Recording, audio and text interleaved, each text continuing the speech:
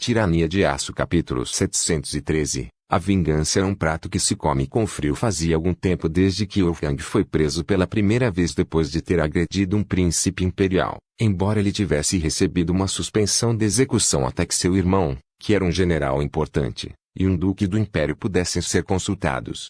Durante este tempo, Wolfgang foi condenado por Berengar a servir em um campo de trabalho até um momento em que seu destino pudesse ser devidamente decidido. Enquanto ele aguentou seu mandato no campo de trabalho, ele testemunhou a justiça da Alemanha em primeira mão. Nenhum prisioneiro estava isento do trabalho exaustivo que eles seriam forçados a suportar dia após dia, e era por causa disso que nobres especialmente mimados como Wolfgang normalmente morriam de atrito muito antes de sua sentença ser cumprida. Felizmente Wolfgang sobreviveu ao tratamento, embora tivesse perdido muito de seu vigor juvenil. Embora fosse alimentado com 3 refeições por dia, em quantidade suficiente para mantê-lo em forma física adequada para o trabalho que deveria realizar. Ele lutou para atender às demandas que lhe foram dadas pelos guardas do campo de trabalho. Por causa disso, ele foi punido ainda mais. Se ele tinha que explicar sua vida neste exato momento, era uma única palavra: inferno. Assim, foi uma surpresa quando ele foi retirado de sua rotina normal e levado acorrentado para um local seguro. Ele honestamente acreditava que estava prestes a ser executado. No entanto, quando ele viu o rosto estoico do Kaiser em pé diante dele, ele não pôde deixar de cair de joelhos e implorar por perdão. Ele estava disposto a fazer qualquer coisa para se livrar de sua situação atual. Meu Kaiser, por favor, perdoe minhas transgressões. Eu era cego, mas agora posso ver. Meus pecados são graves, mas eu imploro a você, como pai e marido, que me liberte e eu darei a você o que você deseja. Berengário não tinha a menor emoção em seu belo rosto. Em vez disso, ele calmamente enfiou a mão na jaqueta e tirou um maço de cigarros de cânhamo. Ele colocou um desses dispositivos em sua boca antes de acendê-lo em chamas com seu isqueiro de bolso. Depois de fazer isso, ele inalou a fumaça pesadamente antes de exalá-la no ar ao redor. Foi só depois de ter feito esse gesto que ele jogou um cigarro aceso no rosto do prisioneiro e riu de seus comentários. Você bate no meu filho e agora quer negociar comigo? Que tipo de idiota você é? Você honestamente esperava que eu fosse tolerante com você depois de abusar do meu filho? TSK, TSK, TSK. Lamento informá-lo, Wolfgang, mas já tomei posse da única coisa que você possui e que desejo. Sua esposa tem sido uma excelente companhia nas últimas semanas, e talvez em breve ela esteja grávida. Levou alguns instantes para que os comentários de Berengário fossem registrados no cérebro do idiota, mas quando fez, ele imediatamente se levantou, enfurecido tanto pelas ações escandalosas do imperador quanto da esposa. Como sua esposa não estava aqui para admitir sua infidelidade pessoalmente, ele só podia descarregar sua ira em seu parceiro. Este capítulo é carregado primeiro em Novelbin.com. A puta do caralho. Eu não posso acreditar que ela iria me trair assim. Primeiro, ela chama os guardas depois que eu ensinei a seu pirralho uma lição de humildade, e então ela me trai na primeira oportunidade que ela tem. Se eu sair daqui, essa cadela é uma mulher morta. Berengário fez uma careta quando ouviu esta declaração. O homem era totalmente impenitente por seus pecados. Todo aquele pedido de perdão em alguns momentos, antes era claramente nada além de um ato. Naturalmente, o Kaiser não toleraria esse insulto e respondeu à agressão de Wolfgang agarrando sua cabeça e dando-lhe cabeçadas nos pontos mácios de seu rosto 3 vezes antes de repetidamente dar uma ajoelhada na virilha. Wolfgang instantaneamente caiu de joelhos em agonia enquanto vomitava seu café da manhã por todo o chão. Seu nariz estava quebrado com o impacto da testa do Kaiser, e ele cuspiu vários dentes em uma mistura de vômito e sangue. Apesar da condição do prisioneiro, Berengário não acabou com sua crueldade. Ele rapidamente pisou na cabeça do homem e a forçou no vômito em um ato de total humilhação. Você ousa falar comigo, seu Kaiser, com tanto ódio? Quem lhe deu permissão para subir? Seu imbecil, você ainda não entendeu. Quão estúpido você pode ser? Eu sempre prometi a você que me vingaria pela merda que você fez em Graz tantos anos atrás. Você acha que eu te perdoei? Na verdade, acabei de me esquecer do incidente, considerando o desperdício patético que você é. Isso é até que você teve a coragem de bater no meu filho. Se você vive ou morre, depende do seu irmão. Tenho muito respeito pelo homem para executar seu irmão mais velho sem consultá-lo. No entanto, Você pode querer saber o que o seu irmão me disse quando o informei sobre seus crimes. Ele disse, eu cito, deixe o homem apodrecer. Tenho assuntos mais importantes para tratar. Quando eu concluir meus negócios na Península Ibérica, consultarei você sobre a punição por seus crimes. Pandenovel, C. Com seu próprio irmão vê você como uma desgraça do caralho, indigna de sua atenção imediata. É uma pena que uma mulher tão boa quanto Ava tenha se casado com seu rabo incompetente. Felizmente, seus filhos não estão infectados com a estupidez de seu pai. No entanto, se forem, então simplesmente agraciarei com novos filhos, nascidos de minha semente superior. Então sente-se e aproveite seu tempo neste campo de trabalho. A única coisa que você tem que esperar é a morte ou o exílio. Não há outra alternativa. Você é uma vergonha total para sua família, sua raça e sua nação.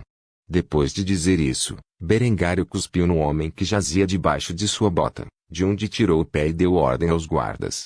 Certifique-se de que esse idiota coma essa bagunça aí. Porque ele não está recebendo outra porção para substituí-lo. Os guardas do campo de trabalho forçaram o rosto de Wolfgang ainda mais na pilha de vômito e emitiram suas demandas enquanto levantavam seus tacos para se preparar para sua recusa. Você ouviu, Kaiser, limpe sua bagunça. Este capítulo é carregado primeiro em Novelbin.com. Wolfgang olhou com ódio para o sorriso sinistro no rosto de Berengar. No segundo seguinte, ele sentiu suas costas serem atingidas por um porrete, e o vômito enfiado em sua boca pelos outros guardas. Eles continuaram esse processo até que Wolfgang devorou todo o vômito e seus dentes desalojados da neve no chão. Ele queria vomitar mais uma vez, mas engasgou com medo de ser forçado a suportar o mesmo tratamento. Depois que Wolfgang fez o que lhe foi ordenado, Berengar deu mais uma ordem aos guardas antes de partir. Tudo bem, eu já vi o suficiente. Traga esse idiota de volta ao trabalho. Depois de dizer isso, Berengário partiu do campo de trabalho com sua guarda imperial a reboque. Ele não olhou para trás no destino de Wolfgang, porque, com toda a honestidade, ele não se importava. Seu irmão decidiria seu destino. De qualquer forma, Wolfgang estaria morto ou desejaria que estivesse. Curiosamente, no momento em que Berengário entrou na carruagem que ele havia levado para o campo de trabalho, uma mulher loura peituda se agarrou a seu lado e beijou sua bochecha. Esta mulher não era outra senão Ava. Ela não podia deixar de questionar o que havia acontecido com seu marido. Como ele aceitou? Em resposta a isso, Berengar zombou antes de acariciar os cabelos dourados da mulher enquanto respondia a sua pergunta. Tão bem quanto você esperaria. O homem aprendeu seu destino e sabe que está sendo enganado constantemente, sem nada que possa fazer a respeito. Eu não ficaria surpreso se ele tirasse a própria vida. Não foi a vez de Ava zombar quando ela balançou a cabeça com um olhar determinado em seu rosto. Wolfgang não é corajoso o suficiente para acabar com sua própria vida. Ele prefere viver na miséria do que enfrentar a incerteza da morte. Ele é um covarde por completo, e está disposto a fazer qualquer coisa para continuar vivendo um pouco mais. Estou feliz por me livrar dele. Berengar riu ao ouvir a vil declaração da mulher sobre o próprio marido e a beijou apaixonadamente no banco de trás da carruagem. Ele tinha muito tempo para matar em sua jornada de volta a Kufstein e faria uso disso usando o corpo de Ava para se dar prazer. Obviamente, agora que Adela havia provado seu relacionamento com Berengar, Ava não resistiu nem um pouco. Ela sabia que era apenas uma amante, e por isso deixou Berengário liberar sua energia reprimida com seu corpo da maneira que quisesse. A ideia de fazer amor com o imperador enquanto seu marido apodrecia em um campo de prisioneiros acendeu a atrevida, o que só a fez ficar mais entusiasmada com suas ações. Assim, o resto da viagem da dupla de volta à capital foi passada com prazer. Tirania de Aço capítulo 714 Ambições navais no Pacífico. Itami suspirou pesadamente enquanto olhava para a lista de recursos naturais que tinha à sua disposição. Enquanto ela não queria muitas coisas, havia um certo material de que ela precisava desesperadamente, que lhe faltava severamente. O ferro era uma mercadoria relativamente rara na nação insular do Japão, e ela precisava de grandes quantidades para industrializar e modernizar completamente o seu novo império. Sem um grande estoque de ferro, Itami só poderia produzir quantidades limitadas de seus novos rifles Itami e peças de artilharia. Se ela quisesse tirar o máximo proveito da industrialização, ela precisaria de um grande suprimento. Infelizmente, ela não conseguiu encontrá-lo em sua terra natal e não tinha meios para navegar para outras regiões menos desenvolvidas do mundo, como as Américas da África, que eram ricas em tais recursos. Não, se ela quisesse ferro, precisaria procurar regiões no nordeste da Ásia onde pudesse ter acesso a ele. Atacar a China estava fora de questão, mesmo com seus exércitos e tecnologias superiores. Seria impossível para ela reivindicar o continente chinês em qualquer capacidade significativa. Muito menos segurá-lo. Se havia uma coisa que ela achava tola no Império Japonês em sua vida passada, era a ideia de que eles realmente acreditavam que poderiam conquistar a China e subjugar seu povo. Era simplesmente inviável, não importa como ela o visse. Ela riria de toda a ideia se não tivesse terminado tão tragicamente. Como ela não invadiria a China, isso deixou uma região em particular rica em ferro que ela poderia explorar como parte de seu império. Essa seria a Península Coreana. O problema com isso era que o Joseon era um estado tributário dos Ming, e invadir a Península Coreana para tomar as regiões ricas em ferro no norte provavelmente resultaria em hostilidades com os Ming. A menos que ela pudesse convencer o imperador Ming de que o Japão era um aliado melhor do que o Joseon, ela provavelmente lutaria contra os Ming em um conflito que seria sangrento para ambos os lados. Hitomi só podia suspirar enquanto olhava para seu mapa. A anexação da Coreia era inevitável, mas como ela faria isso evitando o maior derramamento de sangue era sua maior preocupação. Por enquanto, ela enviaria emissários para os Ming e Joseon. Até que ela pudesse construir uma marinha poderosa o suficiente para derrotar o Joseon, isso a forçaria a trocar pelo minério de ferro que ela precisava tão desesperadamente. Ela escreveu uma série de cartas endereçadas a seus colegas coreanos e chineses. Para os Ming, ela pretendia homenageá-los com presentes de cosméticos, perfumes e outros produtos que só podiam ser encontrados em seu império japonês. Hitomi não era berengário. Embora ela favorecesse a guerra como meio de alcançar suas ambições, ela não estava acima de curvar a cabeça para outro império em troca dos benefícios que receberia. Em última análise, ela não tinha no coração o orgulho de um homem e, portanto, recorreria a atos que Berengário consideraria humilhantes se significasse cumprir seus objetivos.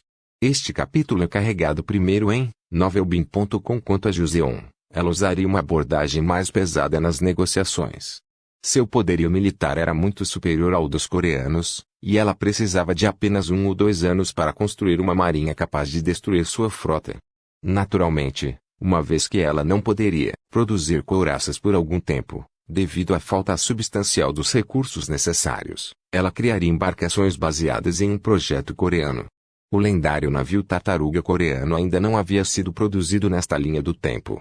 Afinal, eles não viriam a existir por mais 100 anos. No entanto, ela poderia construí-los e garantir o domínio naval no Pacífico nos próximos anos. Como parte de suas tentativas de superar Julian em sua vida passada, ela estudou história naval extensivamente, pois era uma parte mais importante da história do Japão do que da Alemanha. Embora fosse necessário algum esforço, ela poderia efetivamente projetar um navio tartaruga a partir do zero. O que ela fez imediatamente. Depois de passar horas em sua mesa com caneta e papel, Hitomi desenhou o navio de seus desejos. Era essencialmente um navio tartaruga movido a vapor que utilizava um motor a vapor de tripla expansão, um parafuso de propulsão e um conjunto de caldeiras. Ela tinha um sorriso malicioso no rosto quando declarou vitória naquele momento. Com isso, minhas frotas serão inigualáveis em todo o mundo. Afinal, levará algum tempo até que os europeus inventem seus navios de linha. Embora não seja um verdadeiro encouraçado, o navio tartaruga será superior a qualquer outra coisa que eu possa criar até obter os recursos necessários para criar uma frota deles. Hitomi se esgueirou para trás em sua cadeira e descansou por Deus sabe quanto tempo até que sua porta se abriu para revelar um de seus ministros. Embora ela estivesse surpresa ao vê-lo, ela estava feliz, pois ele era exatamente o homem com quem ela queria falar sobre inovações navais. Maeda-san, eu estava prestes a procurar você. Aqui, pegue isso e dê uma olhada neles. Você é o especialista naval. Quero ver sua opinião sobre o novo navio naval que projetei. Panda Novel, C. Um homem chamado Maeda Kitoshi zombou quando soube que a garotinha havia criado um novo design de navio. Foi tão fácil fazer uma coisa dessas. No entanto, quando ele olhou para o design em questão, seu queixo praticamente caiu. O design geral era único. O navio tinha uma concha de madeira que cobria o convés e era revestida com espigões de ferro. Esta cobertura tornou difícil prejudicar a tripulação, ao mesmo tempo em que dissuadiu qualquer forma de luta. Quando armado com vários canhões, certamente se tornaria uma ferramenta de efeito de guerra. Embora o projeto original do navio de sua vida passada ostentasse capacidades defensivas e ofensivas, era menos capaz do que uma fragata europeia, se não fosse o único fato de que estava severamente carente de velocidade e manobrabilidade. O navio inteiro era praticamente um retângulo flutuante e era movido por uma combinação de velas estilo junco e fileiras de madeira. Este capítulo é carregado primeiro em novelbeam.com. Itami resolveu alguns desses problemas substituindo seus meios primitivos de propulsão por um motor de expansão tripla vertical. Naturalmente, muitas coisas tiveram que ser redesenhadas para acomodar isso, mas o resultado final era viável, pelo menos em teoria. Provavelmente seriam necessárias inúmeras modificações para realmente fazer uma embarcação naval prática com os projetos que ela havia projetado. Ainda assim, o homem chamado Maeda Kitoshi podia ver as vantagens práticas de tal embarcação.